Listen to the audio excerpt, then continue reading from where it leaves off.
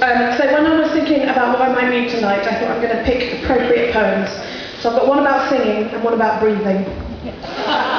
And the singing poem I wrote for my brother and sister-in-law who met in a choir. And then they asked me to write a poem for their wedding. So it's called Duet, and it's for my brother Dave, who's called, our surname is Bird, so that helps, and my sister-in-law Lucy. A bird sang. King of the castle in the crown of a tree, the bird made cock-a-doodle calls to toast the dawn. At dusk he cast his song-like spells to lull the roost to sleep. He'd sing the story of his life, an air about the sky, an aria on wings, tunes for following the sun. But mostly he sang of the young in spring, in hymns to the girl who lived nearby. Hear this, love, sang the bird.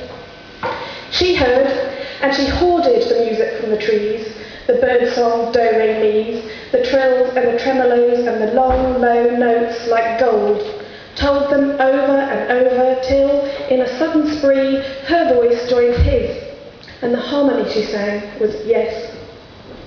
The notes of their duet will rise and break like bubbles through champagne, and rain back down as rose petals or a shower of rice or grace.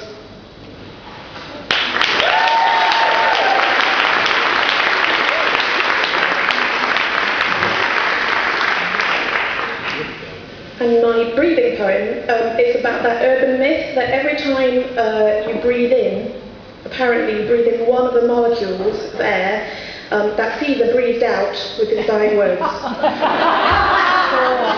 So it's called Article of Faith. Et tu, Brute. Brutus, even you.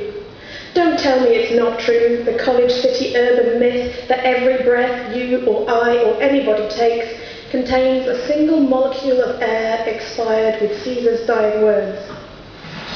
To me, it is an article of faith that my blood, yours and everyone's is salt with 2,000-year-old oxygen, and, it follows, grains of every sneeze or yawn or opera that there's ever been. Steam from Stevenson's first rocket ride, songs that went to space and back, each bark and war cry, each World Cup whistle blast, Spartacus shouting, I'm Spartacus, Kirk Douglas shouting, I'm Spartacus. Particles of these are sherbet in our throats.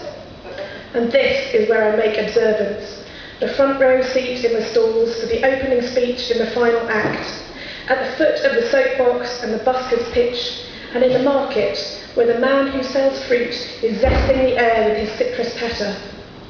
Here, my lungs are nets to catch this glitterfall of exhalation to keep with Caesar's sigh and Cassius's kiss. This cloud of breaths are borrowing and lending, which links everyone, including me and you. Do you believe it too? Breathe.